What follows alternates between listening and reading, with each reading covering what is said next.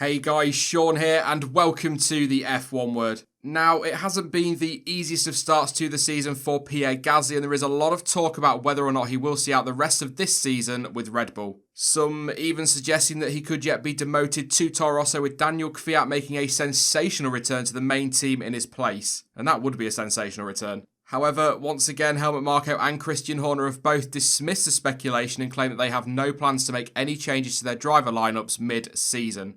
So, originally I was going to talk about whether or not Pierre might find himself dropped when the sport reaches the summer break, and I probably will still touch on that a bit. In fact, knowing me, I'll probably ramble on about it way too long. But at time of recording, and if we take Marko at face value, he isn't going anywhere before the end of 2019. We'll see though.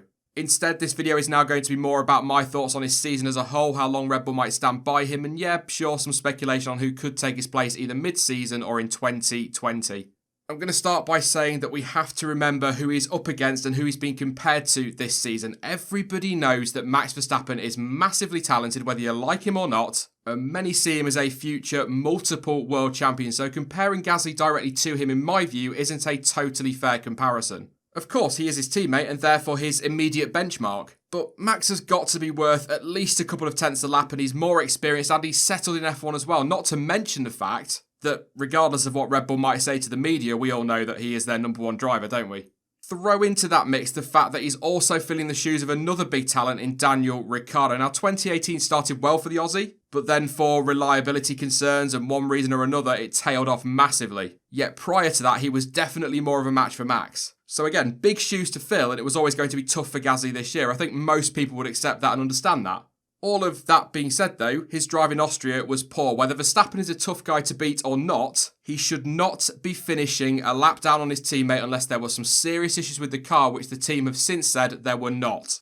Okay, fine, as many have pointed out, he did not apparently have all the updates on the car that his teammate did, but I'm sorry, that is not worth a full lap over a race distance. Yes, it will have absolutely contributed to some of his lack of pace, and it possibly will have been one of the reasons why he struggled to overtake some drivers. Go back to the French Grand Prix at Paul Ricard, he was on the weaker strategy there. He failed to make it out of Q1 in Australia because of a team mistake. But this is just the thing though, as I'm sat here listing these things and these reasons why he may be struggling, I have to stop and go back to what I said the other week. It's just excuse after excuse after excuse. Sure, the poor lad has had his issues, there's no denying that whatsoever, but there has got to come a point where the excuses stop and he starts to step up. He's not doing that at the minute. Look, I really like Gasly and I don't want people thinking any different. But there's no point having this channel if I'm not going to be completely open and completely honest about what I'm thinking. And I have to say, he just hasn't been good enough. Although I'm not really a fan of a specific driver, as a lot of you will know, I do find myself willing him on during the races. I do want him to do well, to turn it around, to show Red Bull just what he's got. And he has got something. I don't care what anybody says, Pierre is a good driver. And yes, before you say it, I spent most of last year saying that about Stoffel, I'm fully aware. But he proved it last year and in junior categories. Now, of course, just because you perform in a junior series, it doesn't mean that you are cut out for Formula 1. But when a driver is still young, that should be taken into account to a point.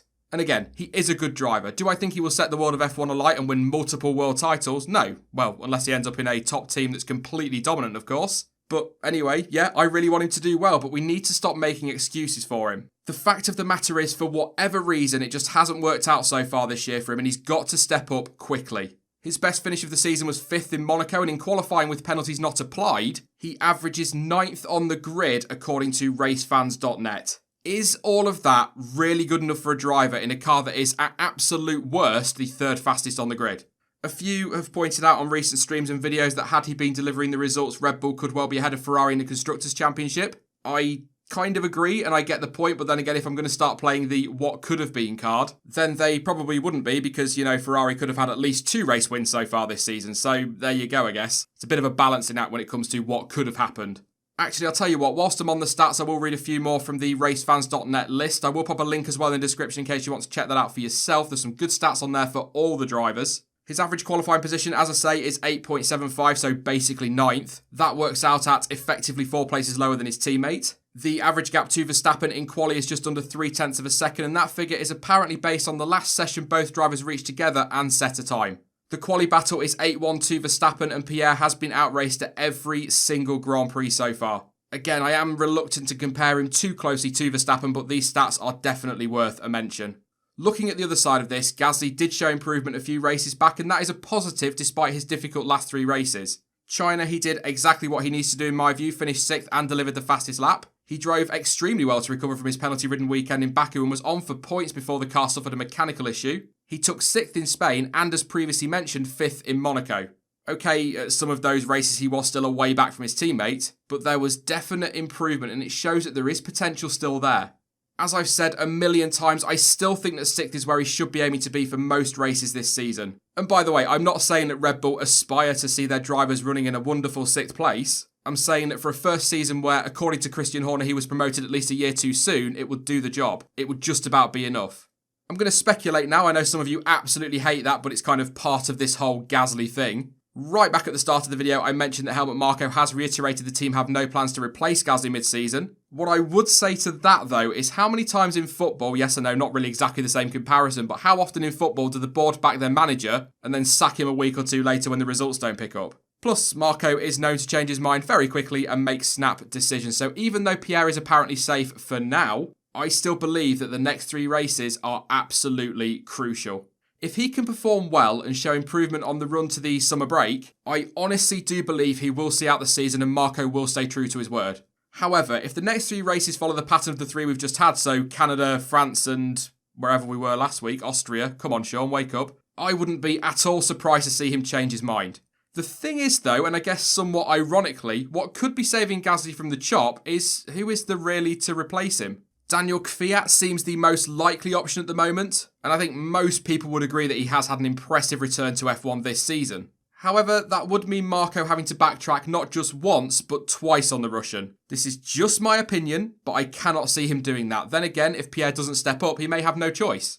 Alex Albon is another name that keeps getting thrown around, but if Christian Horner felt that Gasly was promoted too soon after 1 and a bit seasons, then it is way too soon for Albon. As with Kvyat, he has impressed this year, but for me, if you're going to have to take a risk on a quick promotion, you may as well stick it out and see how Gasly does between now and December. If Albon, as an example, continues to improve this year, then maybe considering for 2020. Just feels a bit too early for him now, but that's taking nothing away from him, of course.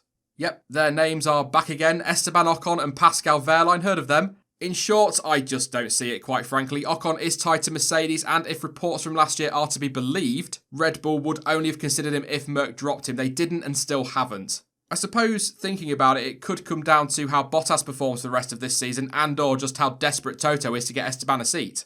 As for Wehrlein, he's had a solid debut year in Formula E, but I just can't help but feel that the ship has sailed for him. You know, at the end of this season, he's going to have been away for a couple of years now, and teams seem to be looking beyond the likes of Wehrlein and into the pool of younger talent coming through the ranks. I'll mention him, why not? What about Fernando Alonso? Well, no, I really do not expect this to happen at all. It'd be great, wouldn't it, to see Alonso and Verstappen go toe-to-toe? But some of you genuinely seem to believe that this is a possibility. For me, though, I really doubt it. Number 1, he keeps banging on about how he doesn't miss F1. Number 2, there is no way Fernando will go to Red Bull and play second fiddle to Verstappen. And there is absolutely no way Max will want to play number 2 driver to Alonso. And Fernando will want the number 1 driver status. I don't doubt that for a second. And number 3, Honda. Alonso wasn't exactly glowing in his assessment of the Japanese manufacturer, which you can kind of understand, and I doubt they would want to work with him again, and to be honest, I would guess the feeling could well be mutual. At least on an F1 level anyway, maybe in another series in the distant future.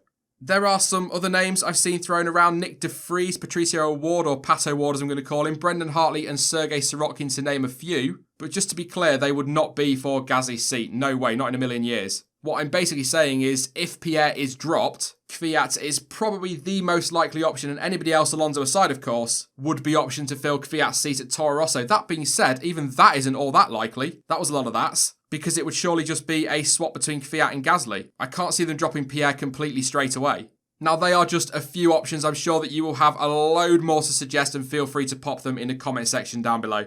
So, to kind of summarise a bit, I guess, I don't think Gasly is a bad driver at all. He is a good driver and has the potential to improve. But he must show that now. He's got to. No more excuses. Look, I'm not saying that he needs to be beating Max. No way. And quite honestly, I'm not even saying that he needs to be matching him. He just needs to close the gap and pick up those 6th places I was talking about earlier. No, they're not spectacular headline-making results, but they're consistent. And that's something he's really been lacking so far this year. If he can do that, get closer to Verstappen, start delivering some consistency, I do believe he will see out the rest of this season. But as, dare I say, nice as Marko has been, he will lose patience if, for example, we see similar performances to France and Austria. We've had 9 races, and for me at least, Pierre has had the time to settle in at that team. They've said they are happy with what he does behind the scenes, and yeah, great, he's good in the simulator and he's willing to spend hours in it. So he's dedicated and desperate to improve, he's showing that. But as wonderful as that is to the team, F1 is a performance and results-based business, and it's what he does on track that really matters. 9 races down, 3 to the summer break, 12 to the end of the season. Pierre has got to start showing Red Bull just what he's made of, and he needs to do it now. And breathe. That is it then for this video, but don't forget you can let me know your thoughts on Pierre Gasly's future down in the comment section. Now, I will be back soon with more content as ever, but in the meantime, don't forget that you can follow me over on social media, and all of the links you need for that are in the description down below. But as ever, thank you for watching. I've been Sean, this has been the F1 Word, and until next time, goodbye.